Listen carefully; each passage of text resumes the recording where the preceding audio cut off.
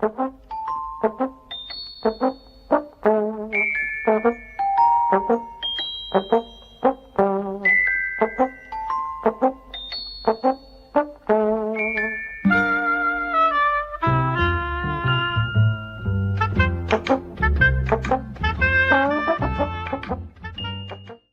is another portrait stars Poundland. I'm sure you've all been waiting on bated breath for our return, so without further ado, we are reviewing. Thanks to Halloween, we've now got the spooky. Oh, it's up there. Oh the yeah. Spooky Theatre of Fear. In case you in case you wanted two copies. Yeah. Well, you can see the back on this one. That's true. The back I is think the pretty camera is probably horrendous. tiny on this video. Yeah. But either way. Yeah. So basically, this is. it's 5 stars and it's a horror masterpiece. So you can see why we picked it. It did jump out immediately as something that would. It was the clown, who incidentally is. A Burns victim, Yes. basically. Because he was a clown. Or was it because he was a clown? Yeah, because he went into a pub in clown makeup and they smashed a bottle of whiskey on him and then set him on fire. Oh yeah. That came out in the story. In a cafe. But we should probably start at the beginning. Yeah. Let's not skip ahead. I jumped ahead because I got too excited about the clown. Who wouldn't? And he looks a bit sinister on the back, to be honest, with his balloon animal. Anyway, so basically, the premise of the film is this midnight theatre, which ironically is the alternative title. Midnight horror show. Sorry, midnight horror show. And they basically go from town to town, seemingly just murdering people for fun, basically, as far as I could see. That's what clowns and circus people do. Apparently. Basically, their plot surrounds. I say plot, perhaps an exaggeration. But it surrounds a family of murderers and psychos, basically. Yeah, the dad is Jared Morgan, or Dr. Damos Moray? I don't really know. They don't Someone Moreau. Moreau, yeah, no, they don't really see his name very often. He's kind of the ringleader, who's a bit too fond of his daughter. A little bit weird. Yeah. There's basically the clown guy, his daughter Venus. The brother who chops people up. Which one was that? The one with the puppet? Oh, I was referring to the other one, but yeah, there's the puppet guy too. He's probably the weirdest. Oh yeah. Yeah. And there's the brother, what was his name? Apollo. That was it. He doesn't really seem to do anything. No. Except hate his sister. And then they make up in the end and they're all good, which is a bit strange. Trinculo is arguably the most likeable to begin with, but soon turns out to be as psychotic as the rest. Yeah, when he cuts off someone's face and wears it as his own. Yeah, and then tries to seduce his girlfriend with his face. Yeah, this is the family. This is the family, so yeah, obviously Venus is on the left. Yeah. We got a father here. This is obviously Trinculo, the clown. Ronald McDonald. This is Apollo, who doesn't do much. No, he just kind of sulks a bit. And then Mr. Puppet Master. I don't even know. He has a sentient puppet. Yeah, the puppet's like independent of him. He's not actually a ventriloquist, he just has the puppet on his leg and the puppet just talks, really. Yeah, he gets an interview for some TV. Is it a TV show? Yeah, a TV show. The puppet then goes on to make jokes about paedophilia, which obviously doesn't go down well. Yeah, believe it or not. And various other kind of insulting jokes.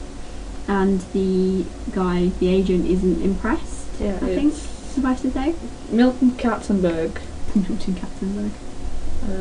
He's not happy about it. He kind of throws his kind of shit and fires him. So the puppet decides actually that's not okay and basically kills him. Yeah, you can see from the puppet's point of view going into the house and then killing the agent and his wife. Yeah, the wife's kind of been held on, yeah. And then the guy arrives, what's his face? Janus arrives. Yeah. And the puppet makes him clean up, basically. Yeah, the puppet sings a little song about Janus. Janus takes it in the anus, and then he doesn't Venus like doesn't, but Venus wants his. I'm sure you can fill in the blank there. Yeah, he didn't like that insinuation. So he drowned the puppet. Yeah, I think like he drowned it in the blood. Yeah, in the blood of the people he was cutting up because he was supposed to be hiding their bodies. Can you close it open? No parcel. Yeah. So he killed that puppet, who then went on to possess him. Yeah, the puppet actually wasn't dead and actually took over his body after killing him. None of the family noticed a change in his demeanour. Despite the fact it was very obviously different. Oh, we got another picture of the clown. Yeah, he's a bit mental. We'll start with this one. The makeup's pretty good. You can see The thumbprint. the high quality of. It does look like kind of cement, maybe, or don't really know. Obviously, high budget film. Where do we even start with this guy? We did say we wanted to know where his lipstick came from because he seems to keep it perfect despite drinking lots of tea and coffee with Jenny, who gets hit by her boyfriend. I don't even remember her name. Yeah, I think it was Jenny. Something like that. He's like, my name's Trinculo and I'm a weird clown guy. So, okay. She's like, oh, hi, I'm Jenny. I'll go to a cafe with you. Yeah, after taking him to her house. Yeah, So- you meet a weird clown in the woods and you take him back to your house and then go for a drink with him in a cafe. Obviously. Perfectly natural reaction under the circumstances, I'm sure. Yeah, he's an oddball. He basically ends up fancying her quite badly. And then she gets back with her abusive ex, so he decides to kill said boyfriend and wear his skin like mask. Did he kill the girl? He asked her to kill him, Oh yeah. and then He kind of pushes her over, and that's it really. yeah, I think he must have killed her. I don't know. I'm not sure if he could, because he didn't want her to kill her. I think he wanted her to kill him. Maybe he did, maybe he didn't. It's never really specified. It's not really an integral part of the plot. No, not really sure which bits are, to be honest. But Oh, we completely missed out the start why they get kidnapped. There's these two, a young couple, I guess, go into the show, and the girl is part of the disappearing act, and apparently disappears. yeah, she disappears. Onto like an operating table. Yeah, with Dad kind of looming over her, asking if she believes in God, which is a bit weird. He's kind of really God-fearing and doesn't like swearing, but is perfectly happy to murder people, so obviously consistent character traits there. Yeah, so her dad was someone powerful who then employed Duke Enright. Let's see who Duke Enright was played by. Yeah. I can't even see Duke Enright on there. Oh, I'm gonna he's do it. Display Venus.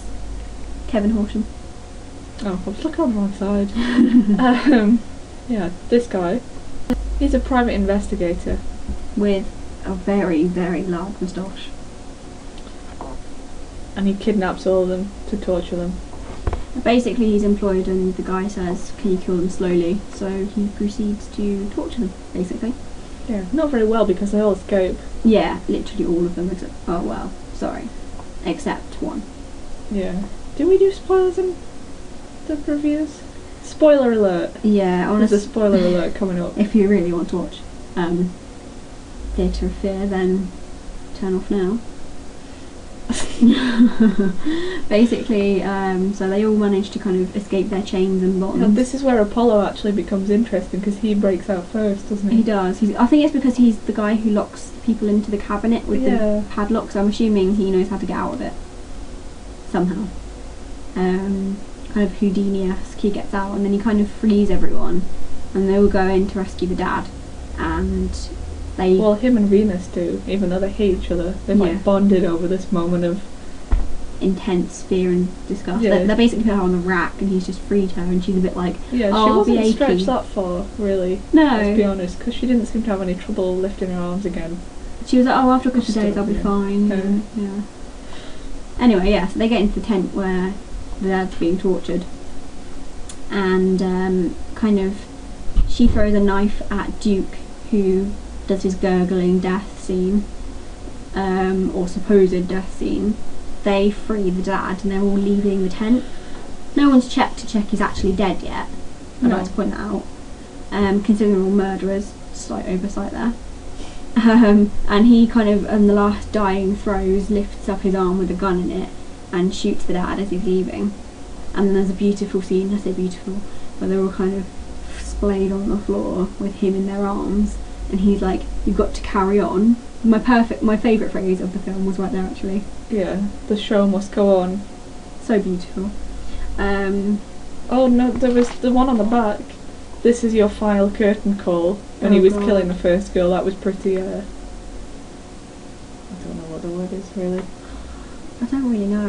It was a bit like, oh... It was a bit so, like... I don't know. It's just, I don't know.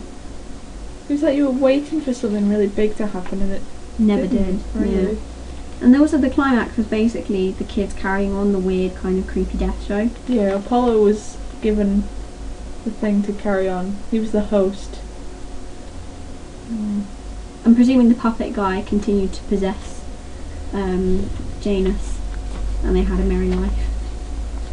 No one seemed to notice. No.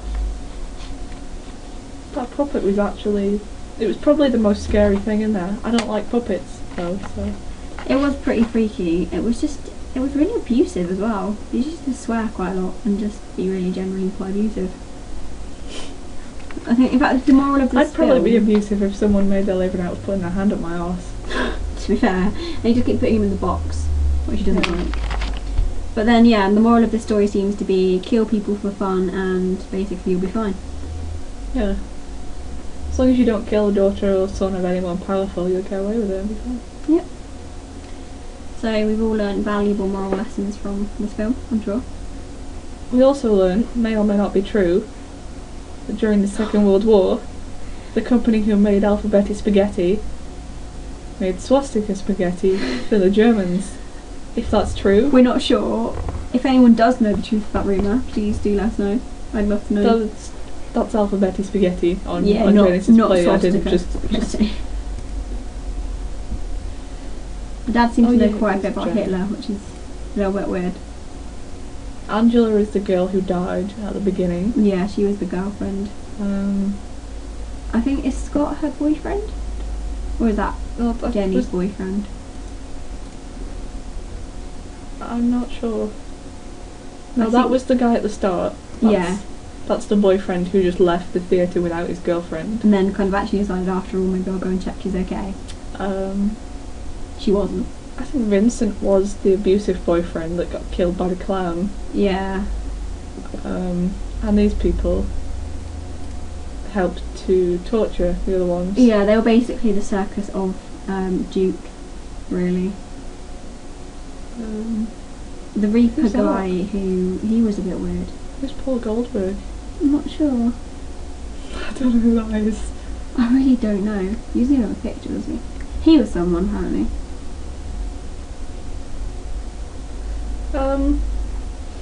Yeah. Ironically, we did look up the price of this film, standard price, not Poundland price, and it's the Asda price. Yeah, £7. It was released as well, like just this year. Jodie Gibson, well done. Yeah, I know. Well done, Jodie Gibson. Makeup artist of the year. 5 stars. Apparently it's 5 stars. Scream magazine gives it 5 stars. One of the most bizarre and twisted tales of carnage you'll ever see. I'm not quite I've seen a lot of gore films and this honestly doesn't even make it onto the rankings. I would really like to know what's it called? Scream magazine? Scream magazine. I wonder what,